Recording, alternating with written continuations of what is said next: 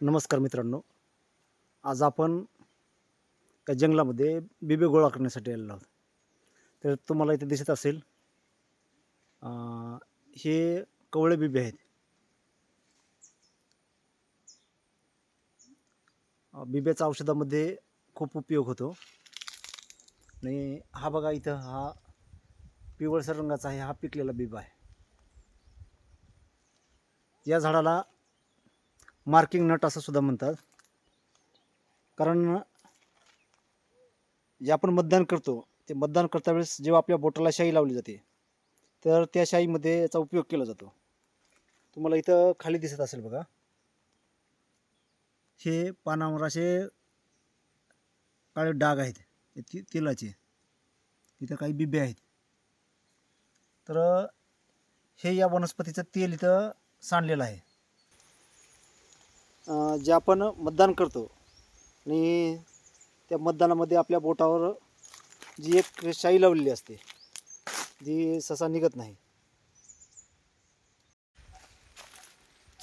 औषधासाठी हे बिबे गोळा करून आमचं चालू असते आता.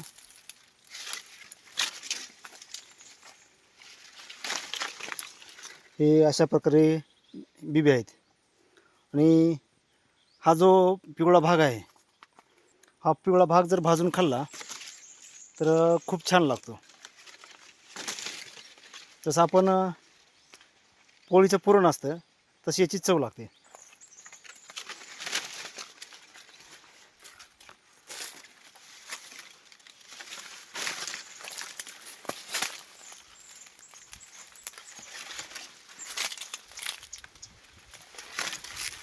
इथं गोळा केलेले आहेत. हा जो बिबा असतो, हा बऱ्याच जणांना या झाडाखाली जाता येत नाही. त्याचं कारण असं आहे की बिब्याचे जर झाडाखालून जर गेलं किंवा बिबे जर कोणी तोडले तर बरेच जणांना हे उठतात. त्याच्यामुळे चेहरा सुजतो, डोळे सुजतात. हे असं घडून येतं.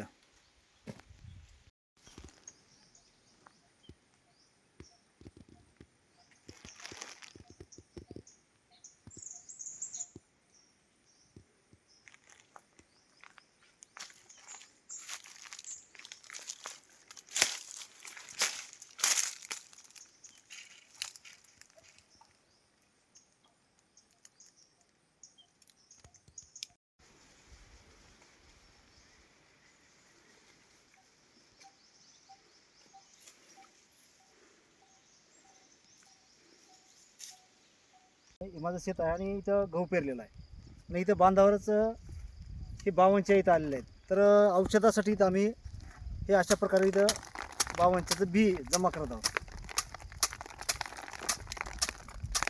बरेच शेतकरी तर याला गवत समजून असं कापून फेकून देतात. याचा काही उपयोग होत नाही, जाळून टाकतात. परंतु याचा आम्ही औषधी उपयोग म्हणून हे जमा करत आहोत. तर या बावनचीचा उपयोग म्हणजे जे त्वचारोग असतात, तर ते त्वचारोग घालवण्यासाठी या बावनच्या तेलाचा उपयोग केला जातो. याची पावडरसुद्धा करून औषधामध्ये वापरली जाते. तर असं याचे भरपूर उपयोग आहेत.